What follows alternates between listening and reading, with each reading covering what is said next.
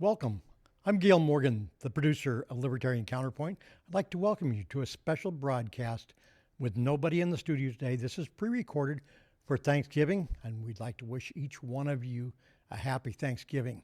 I'm sure you all have things to be thankful for, and I would suggest that you recount those today and thinking about how blessed we each are, how wonderful things in life are if we take a positive look towards those. Among the things that I'm thankful for the crew here that helps us put on this show each week, and I'm thankful for the host and the guests that he has every week so that you can have a show to watch. And with that, I'll turn it over to James Just, our host. James, it's all yours. And thank you, Gail. I want to thank everybody for being here. Thank you, Jason. With me is Jason McPhee from Knuckleheads of Liberty and Leon Brathwaite, also from the Knuckleheads of Liberty podcast. And I want to thank you, gentlemen, for being here. I want to thank you for allowing us into your living rooms on this special day. But before we get to what we're individually thankful for, I want to talk a bit about the concept of thankfulness.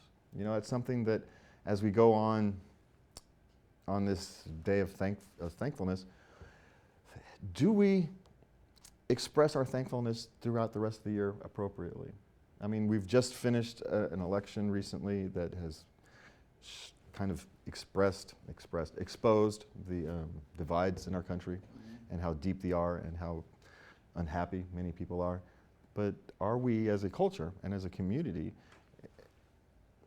are we thankful for what we actually have, for the benefits that we do have? I mean, we come here and we complain every week about all the stuff going on, and maybe rightfully so. But maybe we should all take a little bit more time, a little bit more often, and, you know, sit with ourselves about what we are thankful for and why that thankfulness is important. No, Leon, please. To answer your question about whether we are thankful during the course of the year, I think the answer is no to that. We are not as thankful as we should be. I think when I use the word we in this particular case, I think we are talking about we as citizens of this great land. And I don't think we are thankful for the blessings that this land provides us. It is true that we have problems, but every institution, every country, every business, every family, have their problems. And these are the challenges that we must face in life. But we should be thankful for the blessings that have been provided to us. Now, whether you believe in God or you believe in evolution, or whether you believe in a divine creator or you believe that we jumped out of the sea and became man, it really does not matter. We should be thankful for the people in our lives. We should be thankful to our family, our community, and to the blessings that we have been provided with by being a part of this great society called the United States of America. Jason? Well, it's funny you've addressed the God side of it. I was going to maybe address the gov side of it or the government side of it. And given the fact that, it's funny, we have this one day of Thanksgiving, but the rest of the year, we seem to expect so much from our government and maybe take so much from our government that you think about we're in $31 trillion worth of debt. You might say we're in a thanks-taking mode most of the time. Because after all, this is all stuff that we've sort of borrowed from our future. So and it almost seems too like people aren't really that thankful for it either. So it kind of makes you wonder, what we've got and what we're doing to ourselves. And every time you turn around, the government's promising us more stuff that costs more stuff or more debt to the future. So I don't know, but certainly there's a lot of things outside of government to be thankful for. But boy, I tell you, the way we seem to be living as a society seems a little more like thanks-taking than Thanksgiving. Well, that's actually an interesting question, because has the explosion in size and scope of government, is that maybe part of the reason we're less thankful? Because we've turned over so much of what we used to be responsible for as individuals and as communities and as, whatever communities we want. Our communities, our churches, our, Access Sacramento, our community organizations, were what used to bind us together, but now we've kind of passed that responsibility on. That responsibility now has been passed on to bureaucrats, and does that make us less thankful because we don't actually have to do the work anymore? Someone else has to do the work now. Well, it is true what you're saying. I think both of you guys are saying. And it is true that we have some crazy people out there who call themselves Democrats who sell nothing but dependency to the citizens of the United States. But I think we should still be thankful for the fact that we still have the ability and the capacity to fight these things. I think even in the fight, we should be thankful. There are places in the world where you don't have that. Now, I was not born here in the United States. You can probably tell that from my accent. I came here when I was 20 and a half years old. And I didn't understand the concepts of liberty. I didn't understand what life, liberty, and the pursuit of happiness meant. I didn't understand what it is to have property rights. It's not to say I came from a country where oppression was widespread, but I came from a country where socialism was widespread. Our country, the founding father of our country was a socialist. He died in 1981. But the point is, though, when you understand what makes this country what it is, even though we have problems, as I said before, we have lots of problems, big problems. And dependency is a big problem. It is expanding the size and scope of government. And many of our fellow citizens are buying into this whole dependency game. But I do believe that we have the ability and the capacity to fight these things. And while we have that, I think it's something we should be thankful for. I've got a question, Leon. We use this word fight, and there are places in the world where people do have to really genuinely fight for their freedoms. True. And so I always become reluctant for us in the United States to talk about how we're fighting for our freedoms. We're working for our freedoms. But there's other places in the world that are generally fighting for our freedoms. I prefer to use a different term, and I think maybe it makes me more thankful that we don't have to fight for our freedoms, that we do get to work for our freedoms, that we don't have to actually sit there and have a physical fight. We don't have to use guns. We don't have to use our fists. We don't have to use sticks. We get to fight here with our words. So that's more, for me, I try to view that more as work rather than fighting.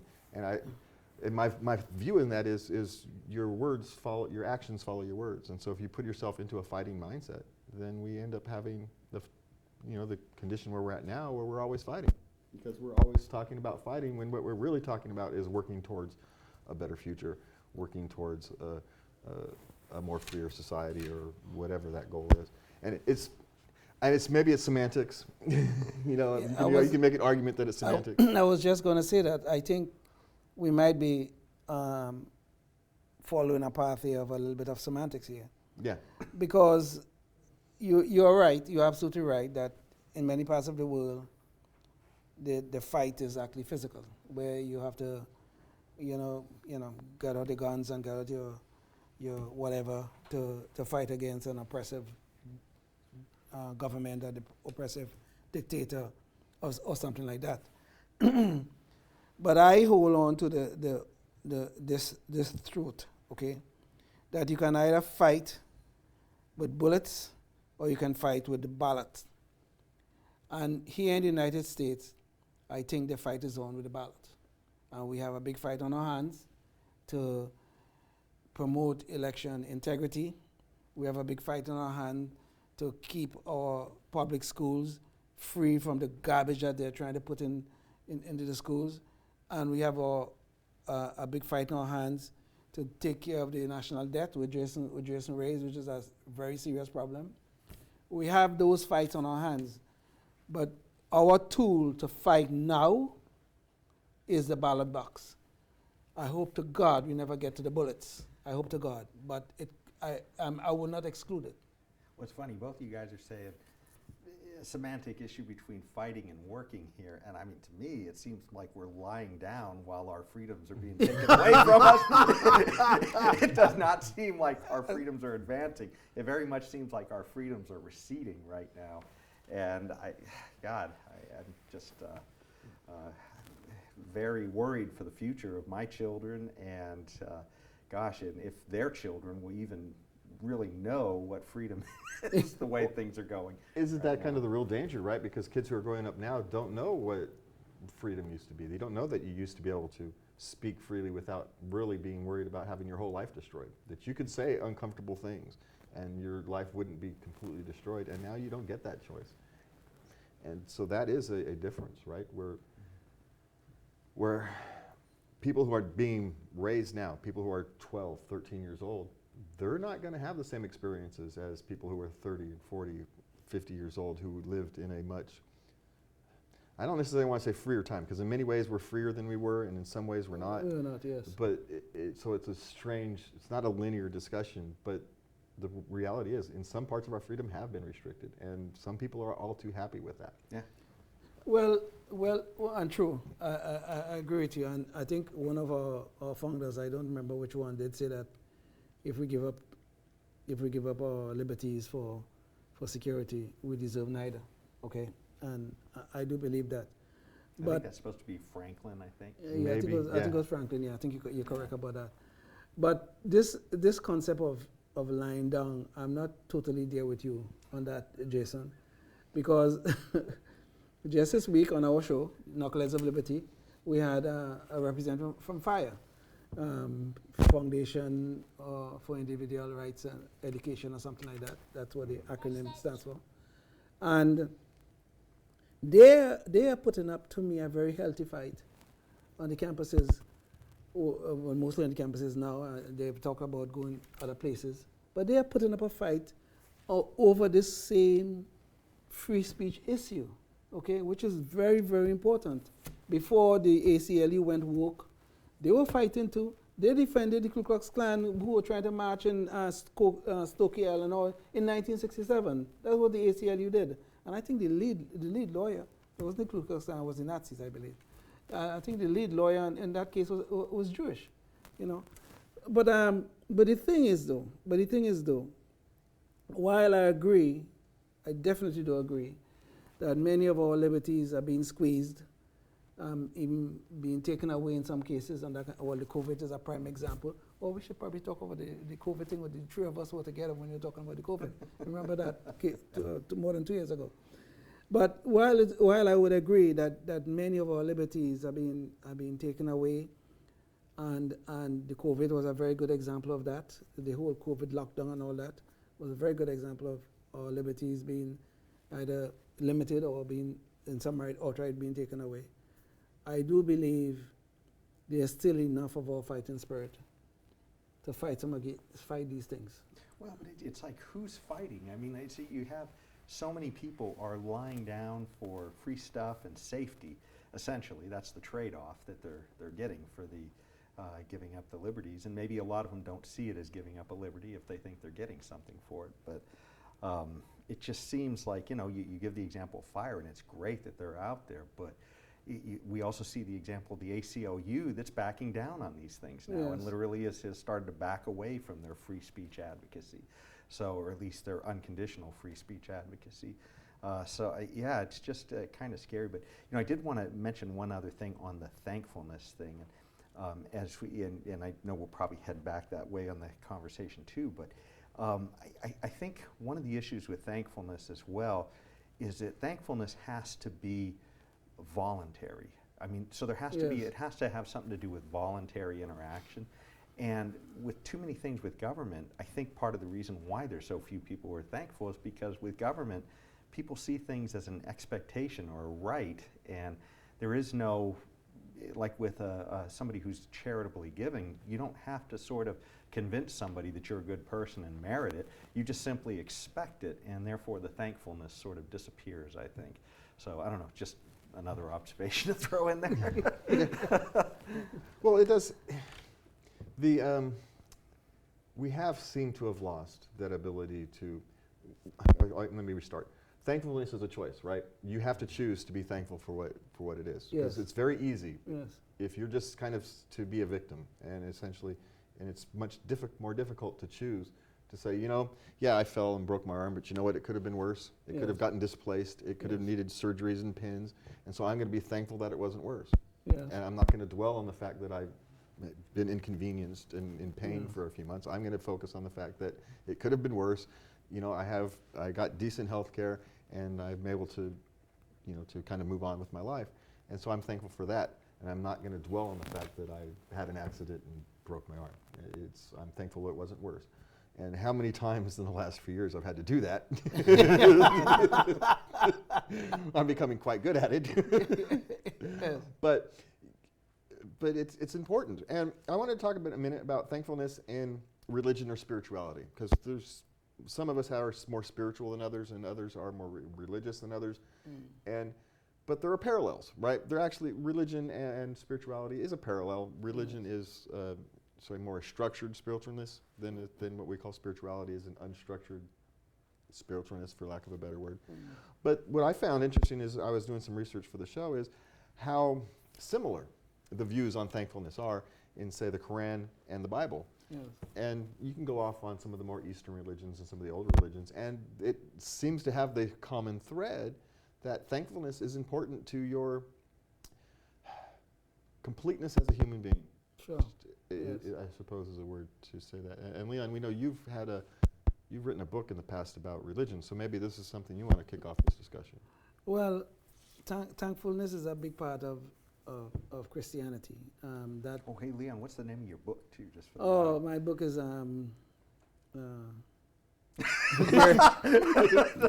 Betterment moment. Now you know why we're called Zoe, and he's on the knuckleheads.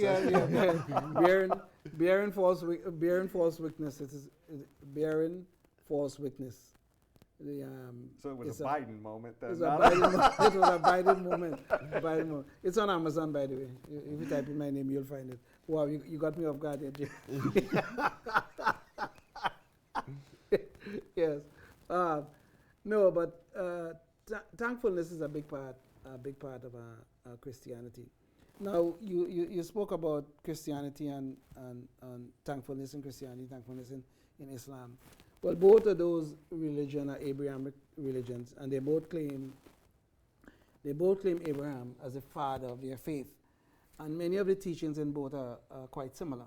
Okay, now their structure is different and all that and stuff in terms of Islam, but in Christian, one of the Christianity, one of the founding principles embedded in there is our thankfulness for the sacrifice of Jesus Christ on the cross, because he died for us on the cross, and well, supposedly he died for us on the cross, and accepting that his death, his sacrifice, is our key to our salvation. Now, there are a lot of nuances, there are a lot of things that I have some disagreements with, but I'm just telling you what the principles are. But the whole thing, though, is that our thankfulness is a big part of our faith, because we are thankful to Christ for coming to save us from sin and death, and we are thankful as a result to his Father, God Almighty, for having his Son sacrificed for us. Now, some of that I don't believe. I have to tell you that. I have to, full disclosure, I don't believe. But those are the concepts. But thankfulness, though, being thankful to God, is a big part of our Christian faith. It's a very, very big part of it. And we always thank God for our blessings.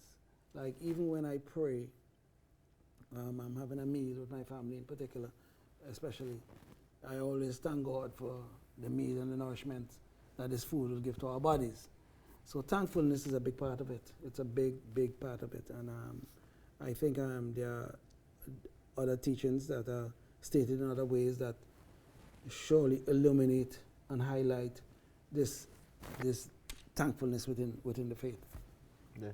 Well, I think thankfulness is part of what makes you a complete human being, right? Indeed, It yes. makes it takes you from a selfish creature, a selfish animal, takes you, right?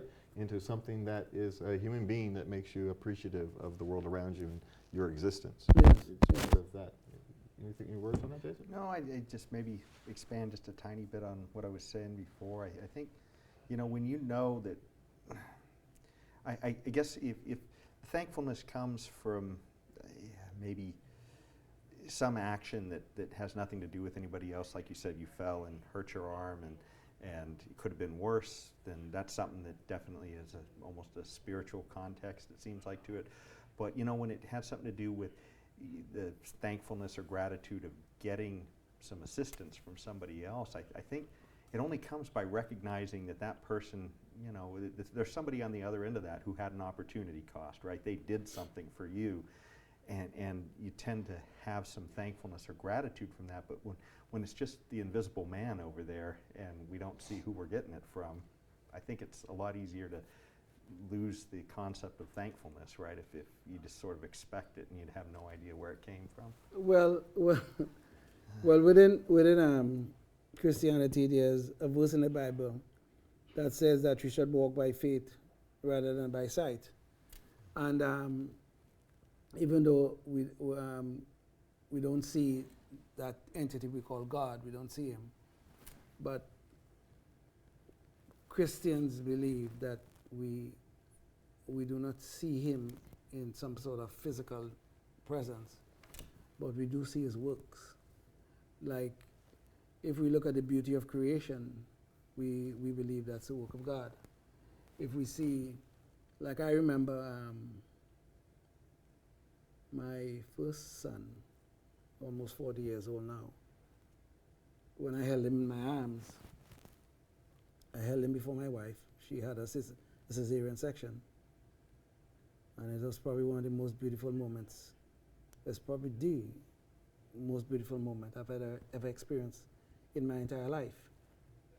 Well, probably the birth of my second son probably is close to that, but you know, I already experienced the first one.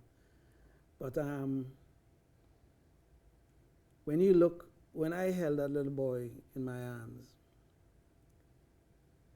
I felt this must be the work of some God, because I don't know how anything else could have put something so beautiful together. Yeah. We've got about 5 minutes left, gentlemen, so I want to go around the table and say what we're thankful for. And I think Leon really just started us off. Leon, do you want to finish what you're thankful for there? Take a minute. Well, I'm thankful for my boys. They're both in their late 30s now. One is soon to be 40. Thankful for my wife, for all the years we've been together. And I'm thankful that even though I was born someplace else, I'm thankful that I was able to make a life here in this republic. Okay. Thank you, Leon. Jason. I think for me, I'm certainly thankful for the health of my family and friends, and so that's always an important thing. And I hope, thankful that your arm didn't get hurt worse. Hey, after the last year, I'll take the arm, right? You know? We had a rough last year, so I'll take the arm. This is an improvement. Well, you know, I'm also thankful that we've grown up in a place where at least we can experience the concepts, the philosophy of liberty, even if we're seeing some of that eroded in front of us at the moment. I can't imagine what it would be like to grow up in another part of the world where maybe you never know it and you're not even allowed to know it. That's, so yeah, I mean, I can't even imagine if somebody was growing up in North Korea. You know, I guess I'm thankful that, you know, I have the perspective to be able to see, hey, there's this and that, and some people who are growing up in that don't see anything else. So yeah. I am thankful for all the opportunities that I have been granted over the last few years, and the fact that I'm actually still here to take care of those. You know, in the last year and a half, that wasn't always necessarily certain. And you know, I'm able to see the things that are around me. I'm thankful for that. I'm thankful that my children and grandchildren are all happy and healthy, as you know, as most of us are. You know, that's the most important thing in life, that those you love and those you care about are healthy and that they're happy and that they're becoming the citizens that, you know, they want to be, not necessarily the human beings you want to be, but they are becoming the citizens and the human beings that they want to be, and that their fundamental ethics are they follow the humanity that you wish them to follow as you raise them. So I'm essentially ecstatic and grateful for that. I'm thankful for those here at Access Sacramento who have allowed me to go on this journey.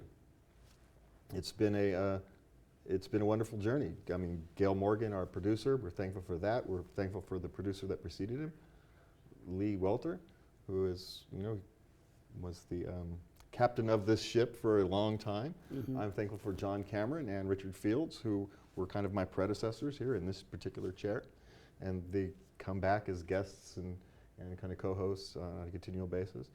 It's a wonderful learning tool. Those are a wonderful learning tool for me. I'm thankful for Travis and Rick, the production professionals here at Access Sacramento, who help us get ready for the show, who help Gail in the studio push buttons when it's needed. We make sure we're wired and sound decent, and make sure all the lights and everything are proper. It's very special, and Rick and Travis, I now get to work with them on a regular basis, and they are unique and special human beings, and I'm thankful that I have them in my life. And if I may add, as we close the show, the most important person that I'm thankful for is the next generation in my line, which is my grandson. He's 6 years old. He's quite a handful. He's coming to spend Thanksgiving with me, being thankful again. And it's going to be 9 days of a labor of love. So I'm truly thankful for that. Yeah. Any last thankfulness, Jason? You want to toss one on the table before we go? Hey, I'm thankful that it's basketball season and I'm getting to see some great games of my son's basketball team. There you go. That's a good one. But most importantly, I think we are all thankful for you, the viewer out there who sits there and allows us into your living room on a regular basis, who spends time with us and is willing to hear, willing to listen, willing to be a part of our lives, and willing to, be a part of your community. And that is the willingness to listen the willingness to hear is an undiscussed part of free speech. Yes. Because yes. we all talk about having the right to speak, but if you shut somebody else up, you've also taken away someone's right to hear. And that's an important thing as we move forward. And we want to thank you for being here with us. Thank everybody for joining us. Thanks Access Sacramento again.